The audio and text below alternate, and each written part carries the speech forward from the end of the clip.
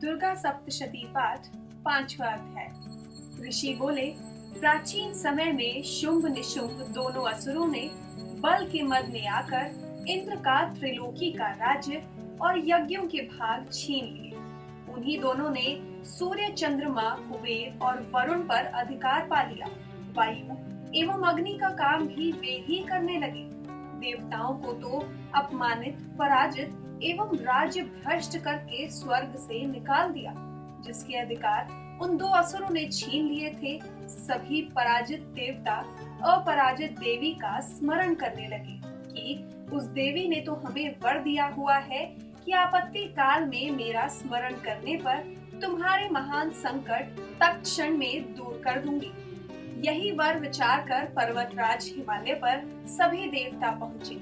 वहाँ भगवती की स्तुति करने लगे। देवता बोले, देवी एवं महादेव को नमस्कार हो, शिवा को सदा नमस्कार हो, प्रकृति भद्र को नमस्कार हो। हम सविनय उस भगवती को प्रणाम करते हैं। रुद्र रूपा को नमस्कार, नित्य स्वरूप गौरी धात्री को नमो नमः।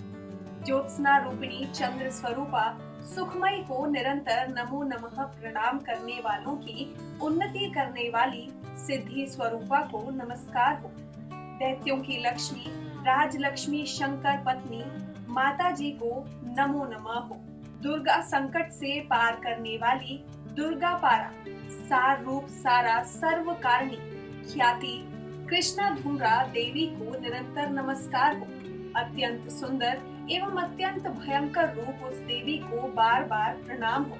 जगत की प्रतिष्ठा रूपा कृति देवी को नमो नमः। जो देवी सभी प्राणियों में चेतना कही जाती है, उसे नमस्कार, उसे बार बार नमस्कार हो।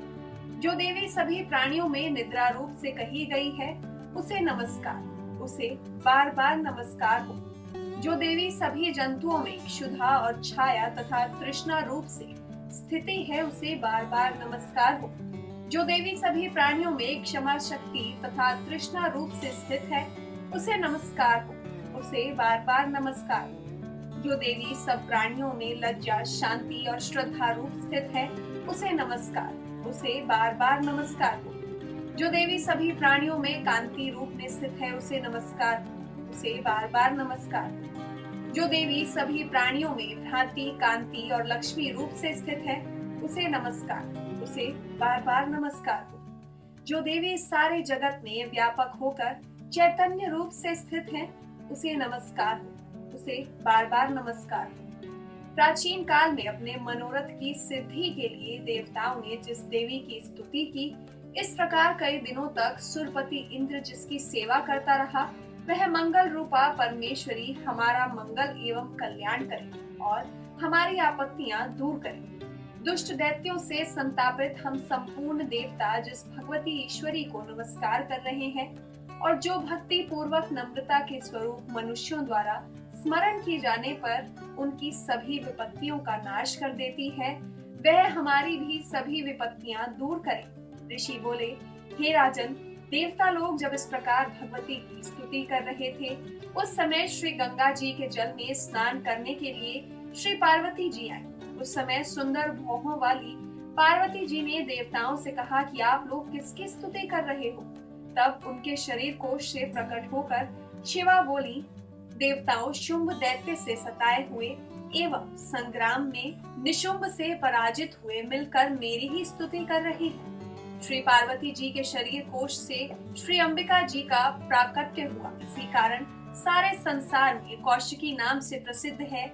इस प्रकार जब कौशिकी प्रकट हुई, तब श्री पार्वती जी रूप में काली हो गई। हिमालय में रहने के कारण इनका कालिका नाम विख्यात हुआ। उसके अनंतर शुंभ निशुंभ के नौकर चंड तथा मुंड ने वहां आकर उस अंबिका देवी को देखकर जो उस समय परम सुंदरता धारण किए थी, उन दोनों ने शुंभ दैत्य को जाकर कहा कि हिमालय को अपनी कांति से प्रकाशित करती हुई परम सुंदर स्त्री वहां बैठी है। वैसा उत्तम परम सुंदर रूप किसी ने भी नहीं देखा है। हे असुरराज, वह देवी कौन होगी, इस बात का आप ही पता लगाइए और ग्रहण करें। वह स्त्री क्या है? रतन ही है। उसके तो सभी अंग बड़े मनोहर हैं। अपनी दिव्य कांति से दिशाओं को प्रकाशित कर रही है। हे दैत्येंद्र, वह बैठी हुई है, आप उसे देख सकते हैं। हे प्रभु, जैसे भी हो आप उसे ग्रहण कीजिए। ऋषि बोले।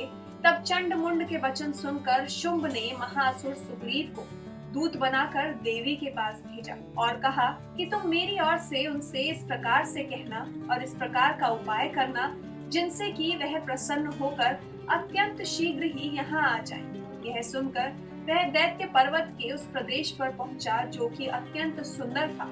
वहाँ ही देवी खड़ी हुई थी। वहां जाकर उसने देवी से बहुत मधुर वाणी द्वारा कोमल वचन कहे। दूत बोला, हे देवी, दैत्यों का स्वामी शुंभ तीनों लोकों में परमेश्वर है। मैं उसका दूत हूँ। आपके पास उसने मुझे भेजा है, इसलिए मैं यहाँ आया। सभी देव जातियों में कोई भी ऐसा देवता नहीं जो उसकी आज्ञा ना मानता हो। उसने सभी देवता को परास्त कर दिया है। अब आपके लिए उसका जो संदेश है वह मुझसे सुनिए। उसने कहा, सारी त्रिलोकी मेरी हो चुकी है। सभी देवता मेरे अधीन है। सभी यज्ञ भाग पृथक पृथक करके मैं ही पा रहा हूँ। त्रिलोक भर में उत्तम सभी रत्न मेरे अधीन हो चुके हैं। उसी प्रकार इंद्र के वाहन श्रेष्ठ ऐरावत हाथी को मैंने छीन लिया है। देवताओं ने क्षीर समुद्र से उत्पन्न उच्चेश्वा नामक अश्वरत्न प्रणाम करके मुझे भेंट कर दिया है। और भी जितने देव गंधर्व एवं नागों के पास रत्न रूप वस्तुएं थी वे सबकी सब हैं सुंदरी, मेरी हो चुकी है। हे देवी, अब हम तुमको स्त्रियों में एक रत्न मान रहे हैं। इस कारण आपको भी हमारे पास आ जाना चाहिए, क्योंकि हम तो रत्न के भोक्ता हैं। और अब तुम्हारी इच्छा है मुझे अथवा मेरे पराक्रमी भ्राता निशुंभ को इन दोनों में से किसी को वर लो, क्योंकि तुम रत्न रूप हो। मेरे साथ विवाह कर लेने से तुम्हें अतुल ऐश्वर्य प्राप्त हो जाएगा। यह अपनी बुद्धि के द्वारा सोच ले, फिर मेरे साथ विवाह कर ले। ऋषि बोले।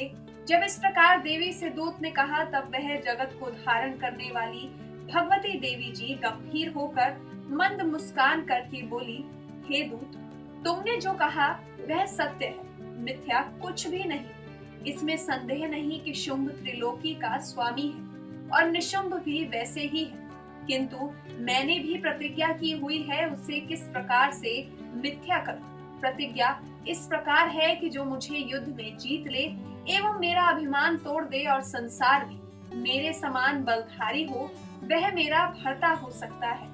शुंभ आए अथवा महाअसुर निशुंभ आ जाए, मुझे जीत कर मेरा शीघ्रता से पाणी ग्रहण करे। बोला, देवी, तुम्हें अभिमान है जो इस प्रकार की बातें मेरे सामने कर रही हो। कहो भला त्रिलोकी में ऐसा कौन सा पुरुष है जो शुंभ निशुंभ का सामना कर सके। सारे देवता तो दूसरे दैत्यों का सामना भी नहीं कर सकते। तू तो स्त्री है, फिर अकेली भी है। युद्ध भूमि में इंद्रादिक सभी देवता जिन शुंभ आदि दैत्यों के सामने ना ठहर सके, भला तू स्त्री होते हुए उनका सामना कैसे कर सकेगी। इस तरह चले चलने से तुम्हारी प्रतिष्ठा होगी, अन्यथा जब वे तुम्हारे केश पकड़कर घसीटते ले जाएं, तो तुम्हारा गौरव नष्ट हो जाएगा। देवी बोली, हे दूत, इसमें कोई संशय नहीं कि शुंभ बलवान है और निशुंभ भी पराक्रमी है, पर मैं करूं तो क्या करूं। प्रतिज्ञा करने से पहले यह मैंने नहीं सोचा था। अब तो तुम जाकर असुरराज को मेरी बात कह दो, फिर जो समझे वह करे। अगला अध्याय अगली वीडियो में। तब तक के लिए जय माता। इसी प्रकार के अपडेट्स लेते रहने के लिए हमारे चैनल हिंदू रिचुअल्स को सब्सक्राइब करना और बेल आइकॉन को क्लिक करना ना भूलें। धन्यवाद।